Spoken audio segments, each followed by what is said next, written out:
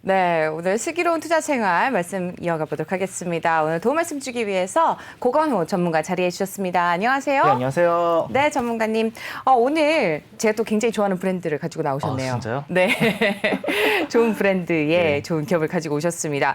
근데 뭐 그 재무제표는 어떤지 제가 다시 한번 좀 봐야 될 것 같은데 네, 오늘 가져온 종목? 예, 그래서 올림픽 끝났습니다. 네. 끝나고 또 다시 한번 감동을 맛보면서 같이 곁들이는 종목 바로 교촌 F&B를 가져왔습니다. 네, 교촌 F&B를 가지고 오셨더라고요.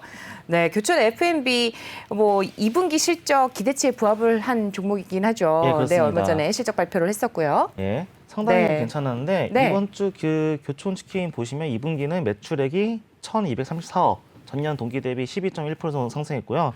영업이익은 66억으로 13.1% 상승을 했습니다. 이런 좀 어려운 상황에서도 상승을 했다는 것이 상당히 어떻게 보면 고무적이기 때문에 지금 주가에 바로바로 반영이 되었으면 좋았을 텐데 아쉽게도 주식이 많이 지금 주가가 많이 떨어진 상태예요. 그런 게 있지만 그래도 이렇게 매출액과 영업이익이 늘어난 이유 중 하나는 성공적인 신제품을 계속 출시를 했다는 점 있고, 그리고 배달이나 포장 수요가 그래도 확대됐다는 점이 있었고요.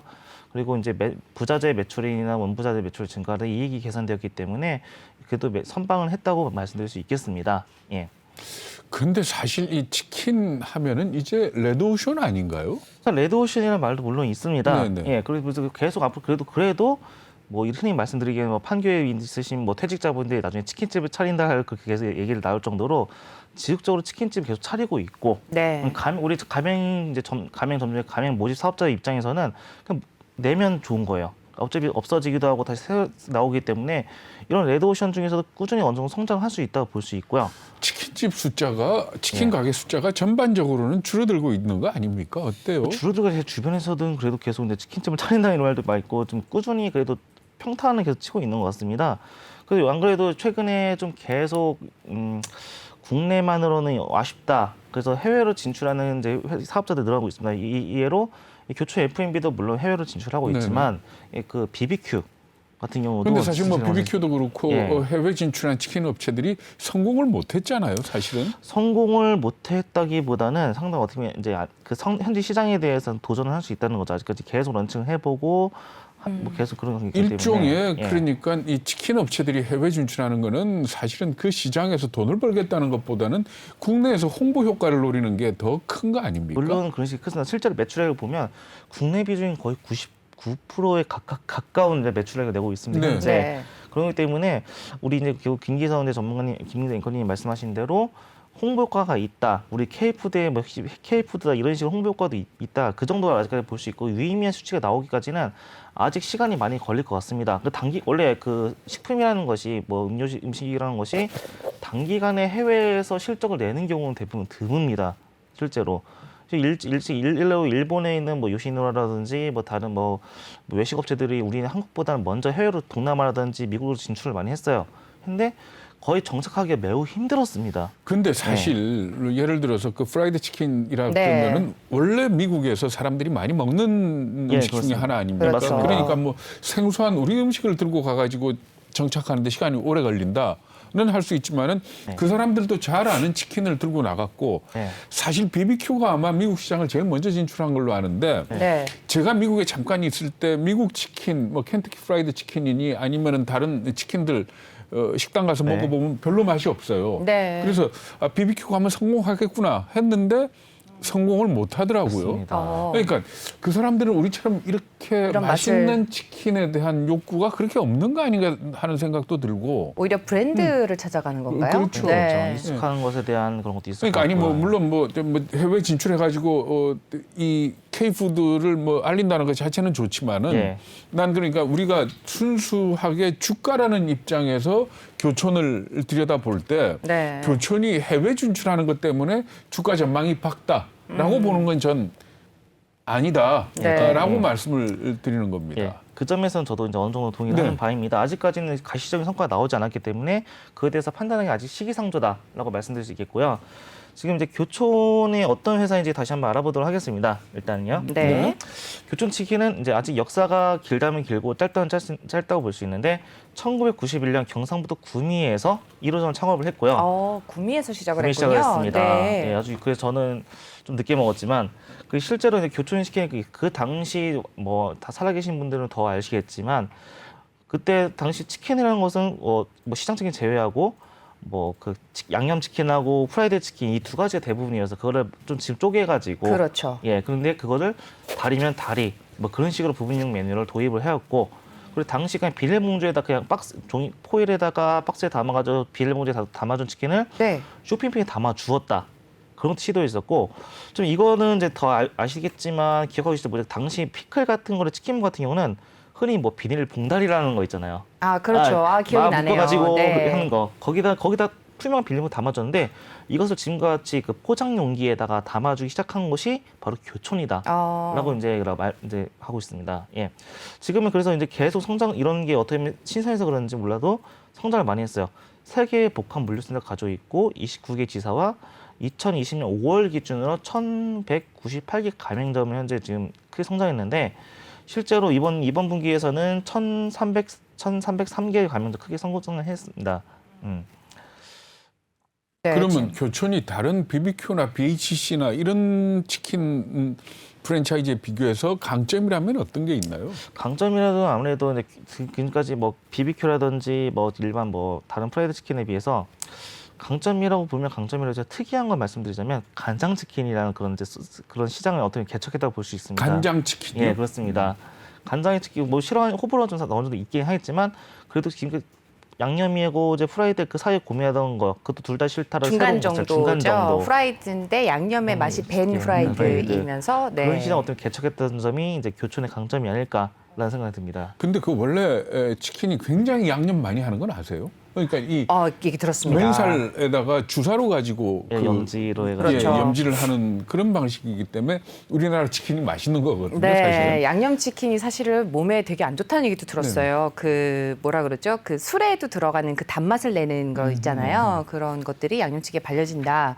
그래서 소화 흡수에도 좀 문제가 있다라는 얘기도 많이 근데 들었고. 아니 오늘 그래서 치킨 이 교촌을 들고 나서 좀 의아했던 게 뭔가 네. 하면은 사실 요즘 보면은 그러니까 한때 우리나라 치킨집은 전기구이 통닭하다가 네, 이 맞습니다. BBQ가 네. 들어오면서 전반적으로 이제 프랜차이즈로 바뀌었지 않습니까? 그렇죠. 근데 요즘 보면은 개별 음식점 그러니까 프랜차이즈가 네. 아닌 치킨집들이 점점 등장을 하고 있어요. 네. 물론 옛날 통닭 같은 그런 부분도 있지만 뭐 누룽지 통닭이라든지 예. 네, 뭐 그렇죠. 아니면은 한방 통닭. 네, 아니면 네. 아예 자기의 요리 실력을 뽐내는 개별적인 식당이 예. 네. 등장을 하기 때문에 난 그걸 보면서 네.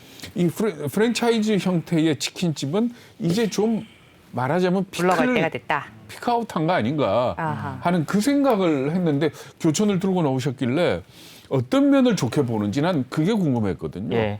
물론 저도 이제 준비를 해오면서 이제 이 회사에 대한 장점이라든지 단점을 계속 파악했는데 사실상 어떻게 보면 기업에 대한 장점만 뭐 단점만 보면 계속 단점만 보이고 장점 보면 장점 보이지 않겠습니까? 물론 예. 교촌 같은 경우는 그 오너가 그 가맹점주들한테 주식도 나눠주고 나눠줬습니다. 뭐 그런 어떤 그런 이슈들이 이미지는 있었죠. 좋은데 이미지는 이미지고 장사는 장사 아닙니까? 장사입니다. 예.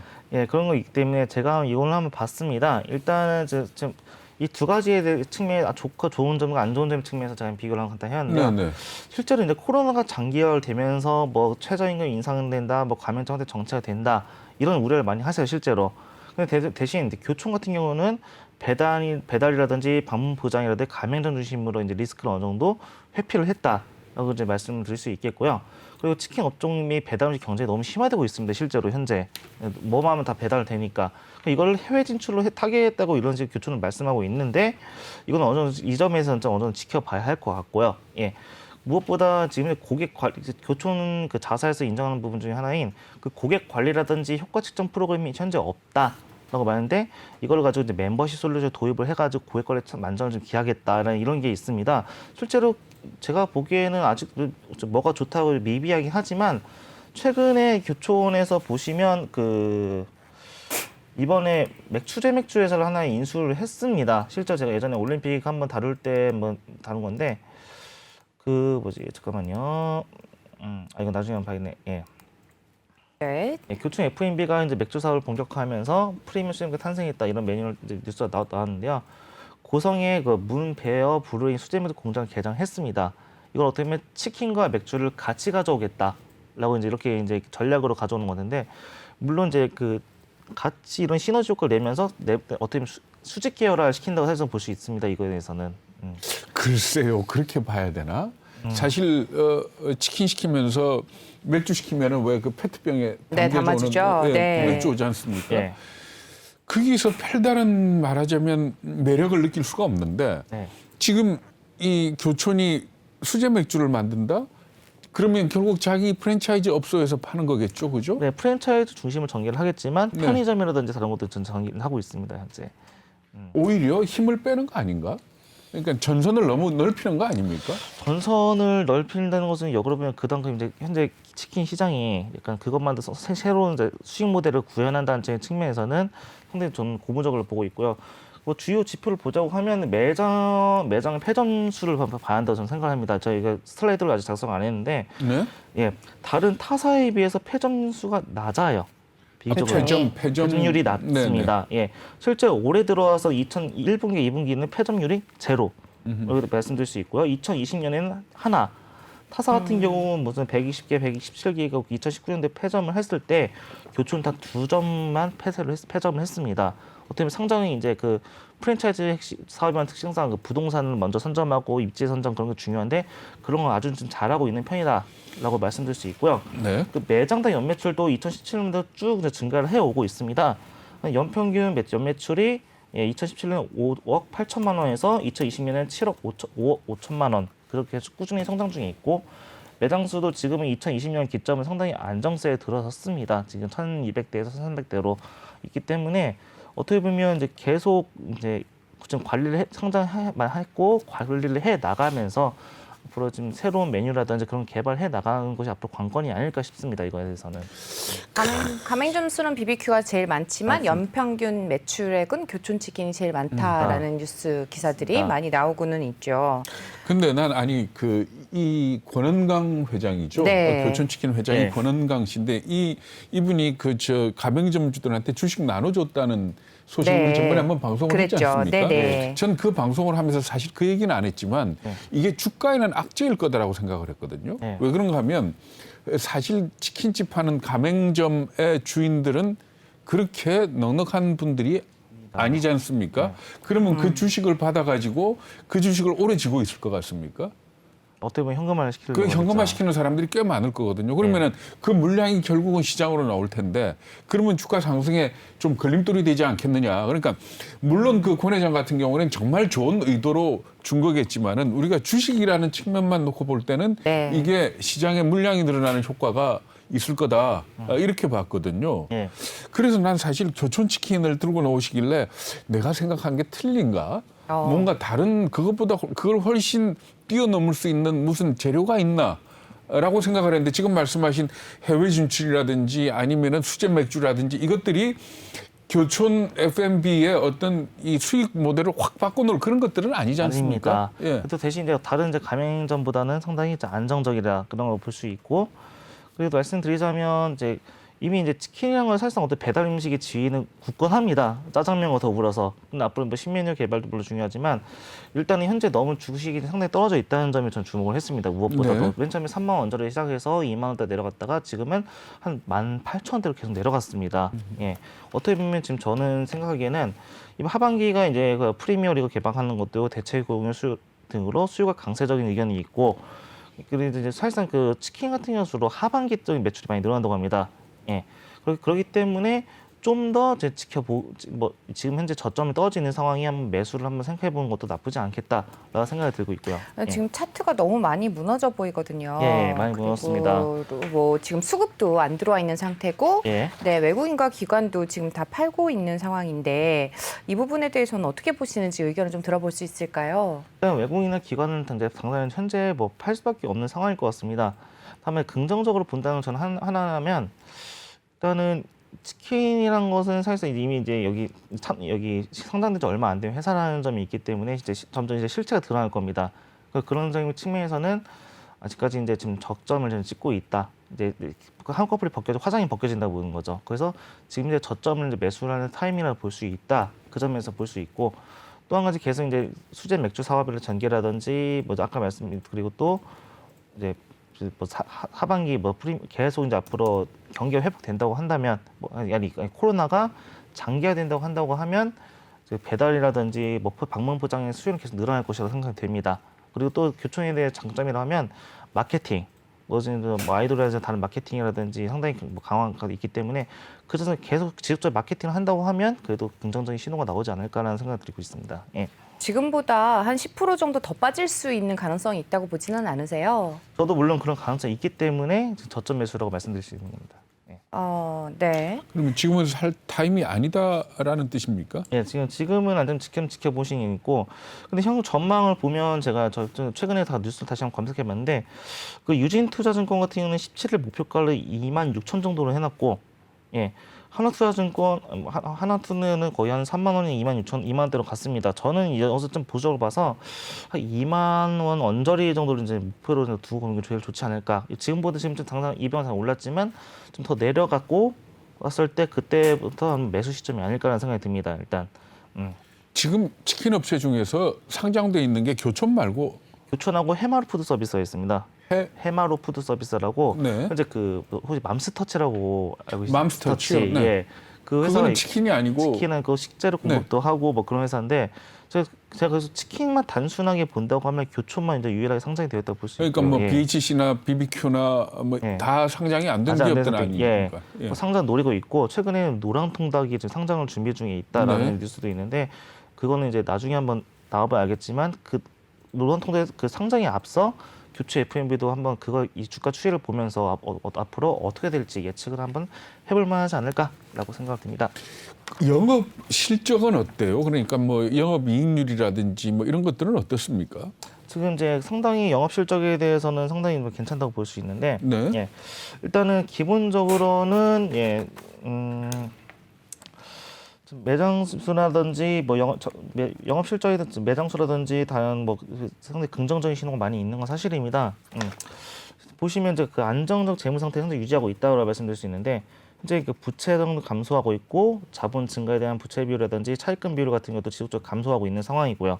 그래서 어떻게 보면 그 재정적인 상황에서 상당히 괜찮다라고 말씀드릴 수 있습니다. 일단은 영업에 대해서는 말씀드리자면.